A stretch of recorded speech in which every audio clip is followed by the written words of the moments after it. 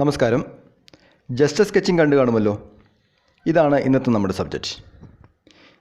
നമ്മുടെ സബ്ജക്റ്റിന് മനസ്സിലാക്കാൻ വരയ്ക്കുന്ന ഏകദേശം ഒരു രൂപരേഖ എന്നതിനപ്പുറം ജസ്റ്റ് ഡ്രോയിങ്ങിന് കാര്യമായ പ്രാധാന്യമൊന്നുമില്ല. പക്ഷേ ഇനി അങ്ങോട്ട് വരയ്ക്കുന്ന ഔട്ട്ലൈൻസ് ഒന്നും അങ്ങനെയല്ല കേട്ടോ. നമ്മുടെ വർക്ക് ക്വാളിറ്റി നിശ്ചയിക്കുന്നതിൽ ഈ ഔട്ട്ലൈൻസ് ഒരുപാട് പങ്കുണ്ട്. അതുകൊണ്ട് തന്നെ ഇനിയുള്ള പേന കൊണ്ടുള്ള ഔട്ട്ലൈൻസുകളെല്ലാം വളരെ കെയർഫുള്ളായി നിങ്ങളുടെ ഏറ്റവും മികച്ച സ്ട്രോക്കുകൾ കൊണ്ട് തന്നെ ചെയ്യാം. കാരണം ഈ ഔട്ട്ലൈൻസിനുള്ളിൽ നിന്നുകൊണ്ടാണ് ഇനിയുള്ള ഡീറ്റെയിലിംഗ് എല്ലാം നമ്മൾ ചെയ്യാൻ പോകുന്നത്. ജസ്റ്റ് ഡ്രോയിങ്ങിനായി വരച്ച പെൻസിൽ മാർക്കിങ്ങുകൾ നമുക്ക് റെഫറൻസ് ലൈനുകളായിട്ട് ഉപയോഗിക്കാം. പക്ഷേ ഒരു ആർട്ടിസ്റ്റിൻ്റെ ഫ്രീഡം എടുത്തുകൊണ്ട് അതിൽ മികച്ച ലൈനുകൾ പേന ഉപയോഗിച്ചുകൊണ്ട് വരയ്ക്കാനുള്ള ശ്രമം എപ്പോഴും നമ്മുടെ ഭാഗത്തുണ്ടാവണം. പേന കൊണ്ട് നേരിട്ട് ഔട്ട്ലൈൻസ് ഇടാൻ പലർക്കും പേടിയാണ്. പക്ഷേ ഇങ്ങനെയുള്ള ക്രിയേറ്റീവ് പരീക്ഷണങ്ങൾ നടത്തിയാലേ നിങ്ങളുടെ സ്ട്രോക്കുകൾ മെച്ചപ്പെടൂ, നിങ്ങളുടെ കോൺഫിഡൻസ് ലെവൽ കൂടുകയുള്ളൂ. അതുകൊണ്ട് പെൻസിൽ മാർക്കിങ്ങുകളെ നമുക്കധികം ആശ്രയിക്കേണ്ട കാര്യമില്ല. അതിലും മികച്ച സ്ട്രോക്കുകൾ പേന കൊണ്ട് ഇതൊക്കെ ചെയ്യാൻ പറ്റുന്നത് വരെ ഇതുപോലെ ശ്രമങ്ങൾ നടത്തിക്കൊണ്ടേയിരിക്കാം. പേന കൊണ്ട് ഔട്ട്ലൈൻസ് ഇട്ട് തുടങ്ങുമ്പോൾ പുതിയതായി എന്തെങ്കിലും ഐഡിയാസ് വരുന്നുണ്ട് എങ്കിൽ അതുകൂടി ഉൾപ്പെടുത്തിക്കൊണ്ട് വരയ്ക്കാം. പേന കൊണ്ട് നേരിട്ട് വരയ്ക്കുമ്പോഴുള്ള പേടി അങ്ങനെ മാറിക്കിട്ടുകയും ചെയ്യും. അല്ലെങ്കിൽ തന്നെ എന്തിനാണ് പേടി? ധൈര്യമായി പേനയെടുത്ത് അങ്ങ് വരച്ചു തുടങ്ങിക്കോളൂ. വരച്ച് കൈ തെളിഞ്ഞിട്ടേ പേന താഴെ വെക്കാവൂ. ലൈവ് ഡ്രോയിങ്ങുകളും ഔട്ട്ഡോർ സ്കെച്ചുകളും ഒക്കെ ഒരുപാട് പ്രാക്ടീസ് ചെയ്യണം. പതിയെ നമ്മുടെ വർക്കുകളിൽ മൈന്യൂട്ട് ഡീറ്റെയിലിംഗ് ഒക്കെ ചെയ്യുന്നത് നമ്മൾ ശീലമാക്കും. നമുക്ക് ചുറ്റിലും ഒരുപാട് സബ്ജക്റ്റുകൾ ശ്രദ്ധിക്കാത്തതായിട്ടുണ്ട്. വീട്ടുമുറ്റത്ത് കിടക്കുന്ന ചെരുപ്പിൻ്റെ സ്കെച്ച് ചെയ്യുന്നതിന് ആരുടെയും കോപ്പിറൈറ്റ് ആവശ്യമില്ലല്ലോ. നമ്മുടെ സ്ട്രോക്കുകൾ ക്രിയേറ്റീവ് ആക്കുന്നതിനും ഒബ്സർവേഷൻ സ്കില്ല് കൂട്ടുന്നതിനുമൊക്കെ ഔട്ട്ഡോർ സ്കെച്ചുകൾ ഒരുപാട് ഗുണം ചെയ്യും. ഏതൊരു കലാകാരനും വൈറ്റലായി വേണ്ട ഒരു ഗുണമെന്ന് പറയുന്നത് ഒബ്സർവേഷൻ സ്കില്ല് തന്നെയാണ്. അത് നിങ്ങളും കാര്യമായി തന്നെ പ്രയോജനപ്പെടുത്തണം. നമുക്ക് ചുറ്റുള്ള സബ്ജക്റ്റുകളെല്ലാം ഇതുപോലെ സൂക്ഷ്മങ്ങളായിട്ട് നിരീക്ഷിച്ച് അതിൻ്റെ അകത്തുള്ള ചെറിയ കാര്യങ്ങൾ പോലും വിടാതെ അത് നന്നായി പ്രാക്ടീസ് ചെയ്തുകൊണ്ടിരിക്കുക. വലിയ റിസൾട്ട് ഉണ്ടാക്കും. ഒരുപാട് ബുക്കുകൾ വായിക്കണം, യാത്രകൾ ചെയ്യണം, ക്രിയേറ്റീവ് മൂവീസ് കാണണം എന്നതിനൊപ്പം തന്നെ അല്ലെങ്കിൽ അതിനേക്കാളും പ്രാധാന്യമുള്ള ഒരു കാര്യമാണ് ലൈവ് ഡ്രോയിങ്ങുകൾ ചെയ്യുന്നത്. ഇവിടെ ഈ മരച്ചില വരയ്ക്കുമ്പോൾ ഈ ഇലകൾ തമ്മിലുള്ള റിലേഷൻസ്, ഇലകളുടെ കറക്റ്റായിട്ട് പ്ലേസ്മെൻറ്റ്സ് തുടങ്ങിയ കാര്യങ്ങളെല്ലാം ഇതുപോലുള്ള സൂക്ഷ്മ നിരീക്ഷണങ്ങളിലൂടെ നമുക്ക് കിട്ടിയ അറിവുകളാണ്. പതിയെ നമ്മുടെ വരകളിൽ അത് നാച്ചുറലായി വരും. ഡീറ്റെയിലിംഗ് ചെയ്യാൻ യാതൊരുവിധ കോംപ്രമൈസും ചെയ്യരുത്. ഇവിടെ നമ്മൾ ചെലവഴിക്കുന്ന സമയവും എഫേർട്ടും എല്ലാം ഒരുപാട് കൂടുതലാണെങ്കിലും നമ്മുടെ ഫൈനൽ ഔട്ട്പുട്ടിൻ്റെ ഭംഗി അതിലേറെ കൂടുതലായിരിക്കും.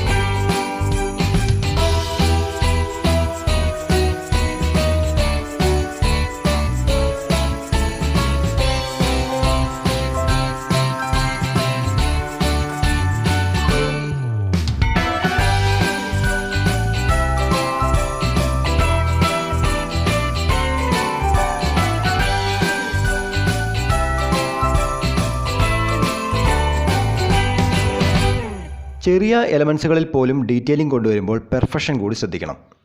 ഇതെല്ലാം ഒത്തുവരുമ്പോഴാണല്ലോ നമ്മുടെ വർക്ക് നന്നാവുന്നത്. പല നിബ് സൈസിലുള്ള പേനകൾ മൈന്യൂട്ട് ഡീറ്റെയിലിങ്ങിനായിട്ട് മാറി ഉപയോഗിക്കാം. ആർട്ട് ലൈൻ പേനകൾക്ക് പുറമെ പാർക്കർ ഫൗണ്ടൻ പേനയും ക്യുങ് ഇങ്കുമാണ് ഞാൻ ഉപയോഗിക്കുന്ന കോമ്പിനേഷൻ. മരം വരയ്ക്കുന്നതിൻ്റെ detailed pen drawing video upload ചെയ്തത് കണ്ടു കാണുമല്ലോ.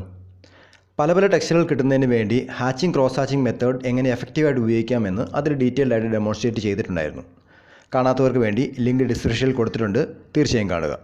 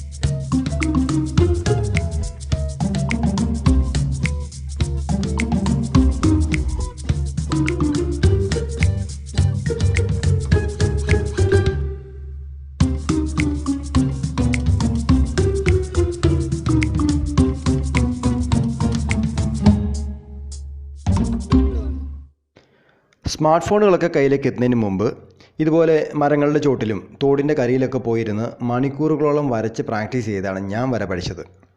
റെഫറൻസ് ഇമേജുകൾ ഉപയോഗിക്കുന്നതിനേക്കാൾ കൂടുതലായിട്ട് സബ്ജക്റ്റിനെ ഇതുപോലെ നേരിട്ട് കണ്ട് മനസ്സിലാക്കി വരയ്ക്കുന്നത് അല്ലെങ്കിൽ വര പ്രാക്ടീസ് ചെയ്യുന്നത് ഒരു ആർട്ടിസ്റ്റിക് കരിയറിൽ ഒരുപാട് മാറ്റങ്ങൾ കൊണ്ടുവരും. കളർ കോമ്പോസിഷന് പകരമായി പെൻ ഡ്രോയിങ്ങിൽ ടെക്സ്ചർ വേരിയേഷൻ എങ്ങനെ കാണിക്കാൻ കഴിയുമെന്ന് കഴിഞ്ഞ വീഡിയോയിൽ നമ്മൾ കണ്ടു കഴിഞ്ഞു. അതൊക്കെ എഫക്റ്റീവായിട്ട് ചെയ്യാൻ കഴിയണം. ഈ വരയ്ക്കുന്ന മരത്തിൻ്റെ ടെക്സ്ചർ നന്നായിരിക്കണമെങ്കിൽ ഒരു യഥാർത്ഥ മരത്തിൻ്റെ ടെക്സ്ചർ എങ്ങനെയായിരിക്കണം എന്നതിനെപ്പറ്റി ഏകദേശം ഒരു ധാരണ ഉണ്ടായിരിക്കണമല്ലോ. അവിടെയാണ് ഔട്ട്ഡോർ സ്കെച്ചിങ്ങിൻ്റെ പ്രാധാന്യം.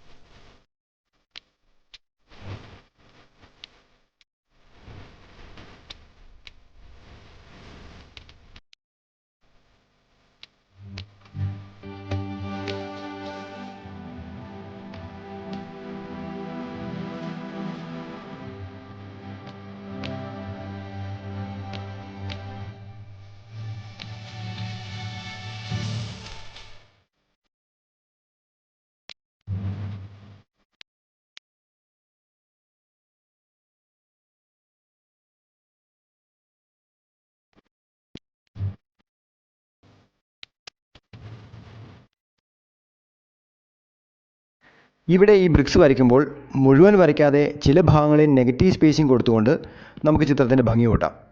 വാട്ടർ കളർ പെയിൻറ്റിങ്ങുകളിലും പെൻസിൽ ഡ്രോയിങ്ങുകളിലുമൊക്കെ നെഗറ്റീവ് സ്പേസിംഗ് കൊടുക്കുന്ന പോലെ പെൻ ഡ്രോയിങ്ങിലും നെഗറ്റീവ് സ്പേസിങ്ങിൻ്റെ ഭംഗി നമുക്ക് പ്രയോജനപ്പെടുത്താം.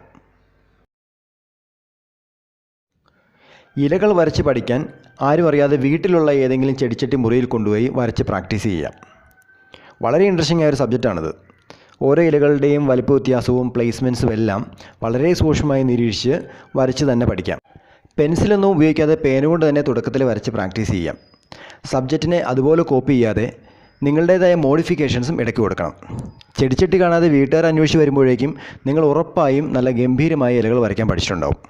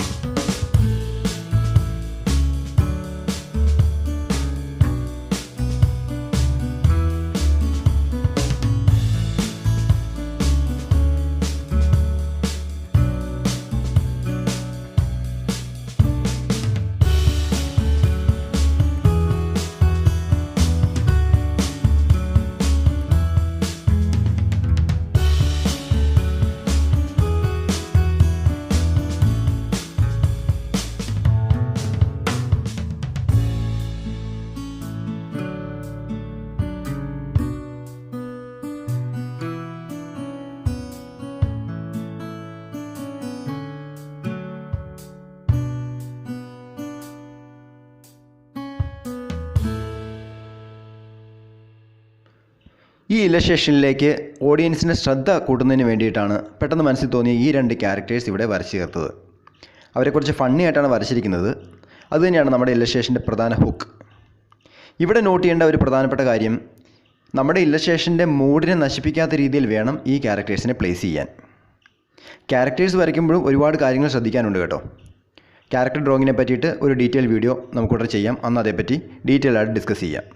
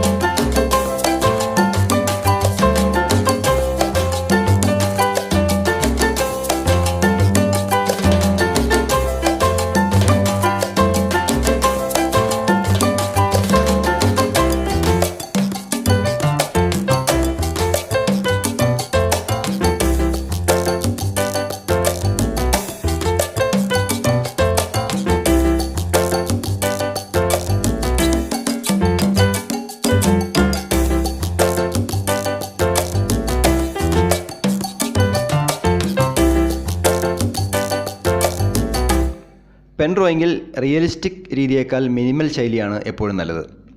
സ്ട്രോക്കുകൾ കുറവാണെങ്കിലും ചെയ്യുന്നത് മികച്ച സ്ട്രോക്കുകൾ കൊണ്ടായിരിക്കണം. ചില സബ്ജക്റ്റുകൾ നമ്മൾ എത്ര വരച്ചാലും മടുക്കില്ല. നിർത്തേണ്ടിടത്ത് വര നിർത്തുന്നതാണ് മിനിമലിസം.